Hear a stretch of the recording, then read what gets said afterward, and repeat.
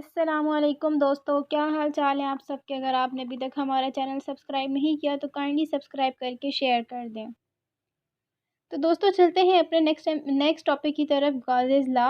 सबसे पहले मैं आपको बताती हूँ कि गाजेस लॉ की डेफिनेशन क्या है। ये कुछ इस तरह से है कि electric flux through any close surface is equals to 1 over epsilon not times the total charge enclosed by the surface. Previous मैंने आपको charge enclose by the sphere और charge enclose by the any shape का मैंने आपको formula बताया था, जो कि हमारे पास आया था Q divided by epsilon not. तो यहाँ पर इसकी डेफिनेशन है गाजिस लॉ की, the electric flux to any close है कि इलेक्ट्रिक फ्लक्स किसी भी क्लोज सर्फेस में वो किसकी इक्वल है, 1 ओवर एप्सिलॉन नॉट, और जितना चार्ज है उसके साथ उसको मल्टीप्लाई कर दें। ठीक है, हम n number of charges assume कर लेते हैं। ठीक है, सरफेस में। ठीक है, और उसके बाद हमारे पास क्या है कि जो इलेक्ट्रिक फ्लक्स उस सरफेस में से है चार्जेस की वजह से, वो कुछ इस तरह से होगी कि इलेक्ट्रिक फ्लक्स को हम फाई से डिनोट करते हैं। तो for the charge 1 Q1 is equals to phi 1 is equals to Q1 over epsilon not. For charge 2 Q2 is equals Q2 divided by epsilon not, and for charge n Qn over epsilon not. तो जब हम total electric flux अगर हमें find out करना है तो हम तमाम फ्लक्सेस को आपस में ऐड कर देंगे। तो हमारे पास कुछ इस तरह से आएगा कि phi E is equals to Q1 over epsilon not plus Q2 over epsilon up to so on Qn over epsilon not. ठीक है, इन सब में हमारे पास एप्सिलॉन नॉट जो है वो कॉमन है। तो हम कुछ इस तरह से लिखेंगे कि electric flux phi E is equals to 1 over epsilon not. 1 over epsilon not हमारे पास कॉमन आ गया, और अंदर क्या रह जाएगा, Q1 Q2 Q3 Q4, मतलब अप टू सो ऑन जितने हमने चार्जेस लिए हैं, ये जितने यहाँ पर हमने एज अ जनरल केस के लिए हम डिस्कस कर रहे हैं n नंबर ऑफ़ चार्जेस के लिए। तो क्या हो जाएगा, Q1 plus Q2 up to so on Qn। तो इलेक्ट्रिक फ्लक्स किसकी इक्वल आ गया, 1 ओवर एप्सिलॉन नॉट। जो Q1 Q2 up to so on Qn है, उसको मैंने क्या कह दिया कि जो टोटल चार्ज है वो सरफेस में जो है उसको कह दिया मैंने, और उसको मैंने कैपिटल Q से डिनोट कर दिया। तो इलेक्ट्रिक फ्लक्स किसकी इक्वल आ गया, 1 over epsilon not into Q। देखिए नीचे मैंने आपको बताया हुआ अभी कि Q किसकी इक्वल है, Q1 plus Q2 up to so on Qn। जैसे कि गाउस लॉ की डेफिनेशन भी यही थी कि is equals to 1 over epsilon not multiply by total charge enclosed by the surface. तो ये चीज़ हमने यहाँ पर प्रूव कर दी। ठीक है, अब जब हम इसके एप्लीकेशंस देखेंगे तो हमें गाशियन सरफेस के बारे में पता होना चाहिए। तो गाशियन सरफेस की डेफिनेशन कुछ इस तरह से है, it is an assumed close surface through which electric flux is found to determine the electric intensity in Gaussian surface. जब भी कोई हम इसकी एप्लीकेशन को डिस्कस करेंगे तो हम किसी क्लोज सरफेस को उसमें से थोड़ा सा पार्ट लेके, ठीक है, क्लोज सरफेस को हम as a Gaussian surface assume कर लेंगे, और उसमें से इलेक्ट्रिकल इंटेंसिटीज़ जो पास हो रही हैं हम उसका रिलेशनशिप देखेंगे। ठीक है, तो जहाँ हम कोई भी ऐसी सरफेस जो क्लोज सरफेस होगी इन एनी एक्सपेरिमेंट, उसको हम गाशियन सरफेस एज्यूम कर लेंगे। ठीक है, चलते हैं एप्लीकेशन ऑफ गाउसेस लॉ की तरफ। तो उसमें एप्लीकेशन नंबर 1 है electric intensity inside a hollow charge conducting sphere. ठीक है, कोई भी स्फीयर है उसके हमारे पास आउटसाइड में चार्जेस हैं। ठीक है, और हमने उसमें से इलेक्ट्रिक इंटेंसिटी जो है वो उसके अंदर एक होलो स्फीयर है, हमने उसकी फाइंड आउट करनी है। ठीक है, जी, जैसे कि मैंने आपको बताया कि जब हम गाउस लॉ की एप्लीकेशंस को डिस्कस करेंगे तो हमने कोई भी क्लोज सरफेस को हमने एज अ गाशियन सरफेस लेना होगा। तो देखिए मैंने स्फीयर के अंदर मैंने एक और स्फीयर बनाया, होलो चार्ज स्फीयर के, तो उसमें मैंने एक गाशियन सरफेस का आपको बताया कि ये हमारे पास गाशियन सरफेस है, इसमें से हम इलेक्ट्रिक इंटेंसिटीज़ को डिस्कस करेंगे। ठीक है,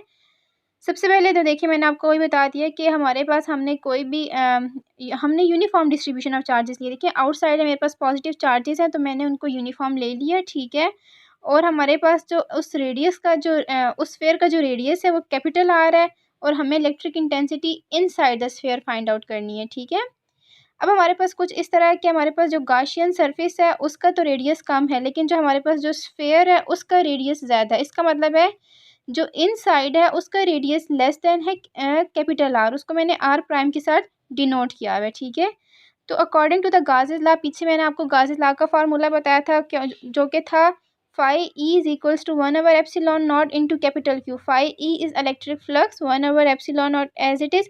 वो कैपिटल क्यू हमारे पास क्या था कि total charge enclose by the surface, जिसको हमने कैपिटल क्यू से डिनोट किया था, which is the sum of the all charges present in the sphere. ठीक है, तो इसी तरह मैंने यहाँ पे फॉर्मूला लिख दिया कि phi E is equals to 1 over epsilon not into charge enclose by Gaussian surface.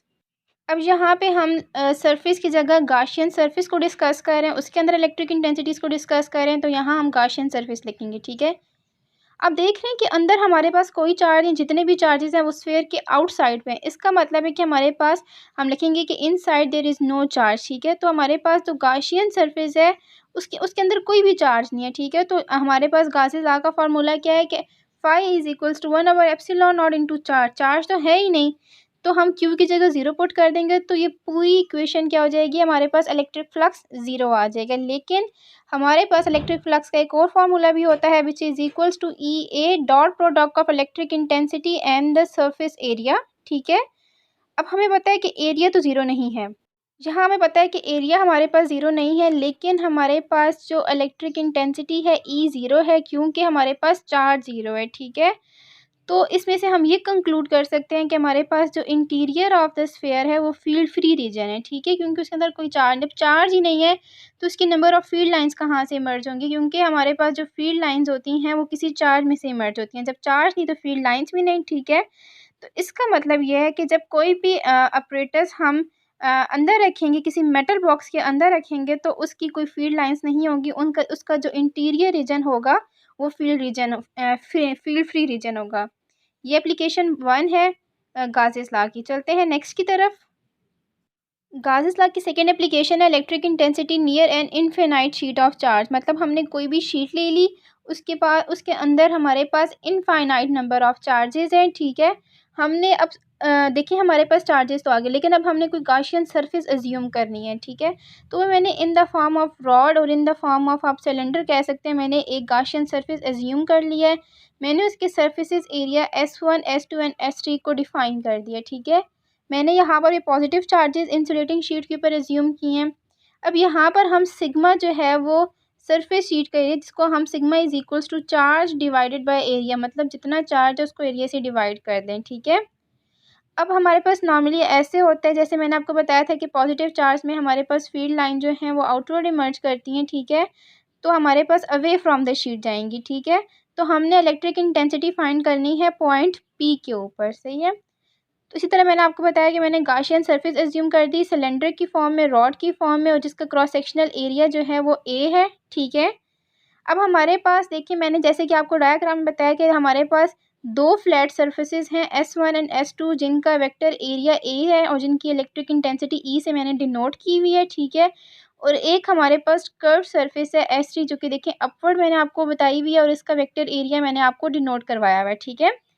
जैसे कि मैंने आपको फिगर में ड्रा करके बताया, ठीक है। ई और ए जो है वो हमारे पास एक दूसरे के पैरेलल हैं, किस केस में, S1 और S2 के। देखिए आप, S1 और S2 के केस में यहाँ पे इसमें पैरेलल हैं, ठीक है। इसका मतलब है कि इनके दरमियान जो एंगल बनेगा वो 0 डिग्री के इक्वल होगा। चलते हैं हम इलेक्ट्रिक फ्लक्स की तरफ। अब देखिए इलेक्ट्रिक फ्लक्स हमारे पास क्या होगा कि हमारे पास हमने 3 सरफेसेस एज्यूम किए हैं, तो टोटल इलेक्ट्रिक फ्लक्स क्या होगा, flux to surface 1, surface 2 and surface 3, मतलब इन तीनों फ्लक्सेस को हम आपस में ऐड करेंगे तो टोटल आएगा। मैंने इन तीनों फ्लक्सेस को आपस में ऐड किया। अब हमारे पास इलेक्ट्रिक फ्लक्स का फार्मूला क्या होता है, ई ए कॉज ऑफ थीटा, ठीक है। सरफेस ए के लिए हमारे पास जो एंगल है वो 0 डिग्री है, क्योंकि ई और ए आपस में पैरेलल हैं।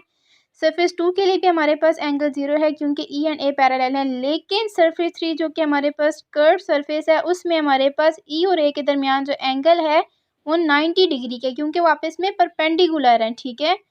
Cause of 0 1, cause of 0 1 and cause of 90 0 हो गया। जब कॉज ऑफ 90 0 हो गया तो सरफेस 3 से जो हमारे पास इलेक्ट्रिक फ्लक्स है वो 0 हो जाएगा, ठीक है। ई ए और ई ए को मैंने आप इसमें ऐड कर दिया, तो इसका हमारे पास जो टोटल फ्लक्स आया है वो 2 ई ए हो गया, ठीक है।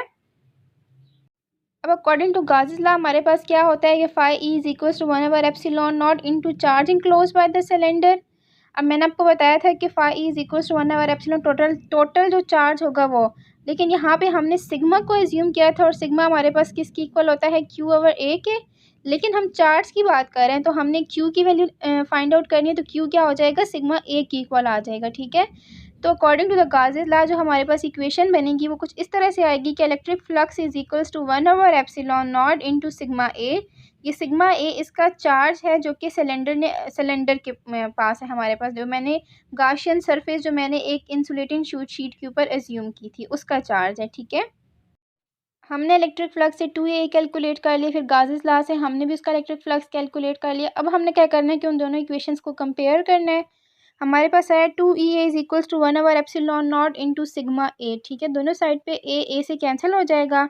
हमारे पास आएगा 2E is equals to one by epsilon not into sigma. लेकिन हमने इलेक्ट्रिक इंटेंसिटी फाइंड करनी है, तो इलेक्ट्रिक इंटेंसिटी कुछ इस तरह से आएगी, sigma divided by 2 epsilon not ए। ये सिर्फ हमने इक्वेशन को अरेंज करके फाइंड आउट किया। ठीक है, अगर हमने इसको वेक्टर फॉर्म में फाइंड आउट करना है, तो वेक्टर फॉर्म में हम क्या कर देंगे कि इसके ऊपर वेक्टर का साइन डालना है, जो कि शो करेगा ये वेक्टर क्वांटिटी है, which is equals to 2 divided by epsilon not A into r unit. यहाँ पे ए लिख लीजिएगा, r unit vector. R unit vector हमारे पास क्या है कि ये बता रहा है कि जैसे कि ये पॉजिटिव चार्जेस हैं, तो इसमें से जो इलेक्ट्रिक फील्ड लाइंस इमर्ज होंगी वो शीट से अवे जाएंगी, मतलब आउटवर्ड जाएंगी, तो ये आर यूनिट वेक्टर उसकी डायरेक्शन को बताएगा। ठीक है, ये सेकंड एप्लीकेशन है हमारे पास गाजेस लॉ की। नेक्स्ट हमारे पास है third application of Gauss's law, which is electric intensity between oppositely charge parallel plates. ठीक है, जैसे कि मैंने आपको डायग्राम में दो प्लेट्स शो करवाई हैं जो कि आप इसमें पैरेलल हैं। ठीक है, एक में मैंने पॉजिटिव चार्ज को डिस्ट्रीब्यूट कर दिया, दूसरे में मैंने नेगेटिव चार्जेस को डिस्ट्रीब्यूट कर दिया है। मैंने आपको बताया था इलेक्ट्रिक फील्ड लाइंस की प्रॉपर्टीज़ में ये चीज़ बताई थी कि पॉजिटिव चार्ज से निकलती हैं और नेगेटिव चार्ज तक जाती हैं। ठीक है, तो मैंने ऐसे ही इसकी फील्ड लाइंस ड्रॉ कर दी।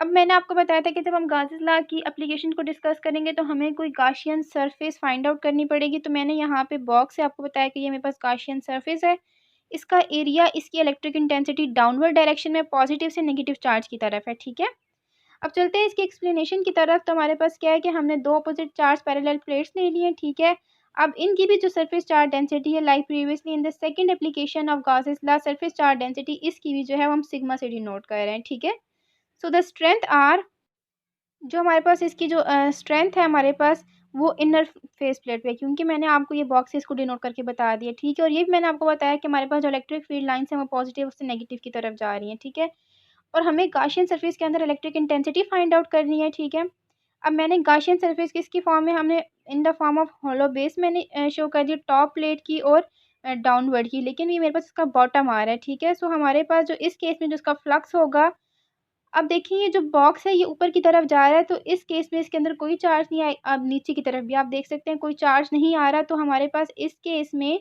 जो इसका इलेक्ट्रिक फ्लक्स है वो ज़ीरो है। ठीक है, और आप ये भी देख सकते हैं कि हमारे पास इलेक्ट्रिक इंटेंसिटी और जो एरिया है वो इस केस में परपेंडिकुलर है। ओके, साइड फेसेस के लिए अगर हम देख रहे हैं कि इलेक्ट्रिक फ्लक्स अगर इन फेसेस के लिए अगर ज़ीरो है, तो टोटल इलेक्ट्रिक फ्लक्स हमारे पास, अब हमारे पास ऊपर वाला भी हो गया नीचे वाला भी हो गया, लेकिन हमारे पास अगर कोई बॉटम फेस है तो उसके लिए अगर हम इलेक्ट्रिक फ्लक्स कैलकुलेट करना चाहें तो वो कैसे होगा। देखिए मैंने आपको एरिया और इलेक्ट्रिक इंटेंसिटी डाउनवर्ड शो की हुई है, तो ये दोनों आपस में क्या है, पैरेलल हैं। ठीक है, तो phi E is equals to E A cos of theta. ऊपर वाला और नीचे वाला तो खत्म हो चुके क्योंकि उसमें से इलेक्ट्रिक फ्लक्स पर एरिया और इलेक्ट्रिक इंटेंसिटी परपेंडिकुलर, तो वो ज़ीरो हो गया। ठीक है, तो हमारे पास सिर्फ अब बॉटम फेस रह गया, तो उसमें से इलेक्ट्रिक फ्लक्स कुछ इस तरह से आएगा, electric in E A cause of 0 degree, तो कॉज ऑफ 0 1 होता है, तो हमारे पास क्या हो जाएगा ई ए। अब हमने गाउस लॉ से कैलकुलेट करना है, जो कि होता है 1/एप्सिलॉन नॉट इंटू चार्ज। अब यहाँ पे हमने बॉक्स से एज्यूम किया, तो मल्टीप्लाई क्या हो जाएगा, charge enclose by the box. अब चार्ज हमारे पास क्या है, सिग्मा ए है, जो कि मैंने आपको सेकंड एप्लीकेशन में बताया था कि हम सिग्मा कैसे कैलकुलेट करते हैं। हमारे पास सिग्मा होता है क्यू डिवाइडेड बाय ए, तो हमारे पास चार्ज क्या आ जाएगा, Q is equals to sigma A आ जाएगा। ठीक है, सिंपली मैंने इन दोनों को मल्टीप्लाई कर दिया, one by epsilon not multiply by sigma A, क्योंकि चार्ज हमारे पास जो है वो 1/एप्सिलॉन नॉट से मल्टीप्लाई। प्रीवियसली हमने जो फाइंड आउट किए phi E is equals to E A और phi is equals to one by epsilon not into sigma A, हमने उन दोनों इक्वेशंस को कंपेयर किया है, तो हमारे पास लेफ्ट हैंड साइड इक्वल थी तो राइट हैंड साइड भी इक्वल हो जाएंगी। तो E A is equals to one by epsilon not into sigma A is cancelled by the A, तो हमारे पास E is equals to one by epsilon not into sigma. अगर हमने इसको वेक्टर फॉर्म में लिखना है तो सिंपल हम क्या लिखेंगे, E is equals to sigma divided by epsilon not into r unit vector.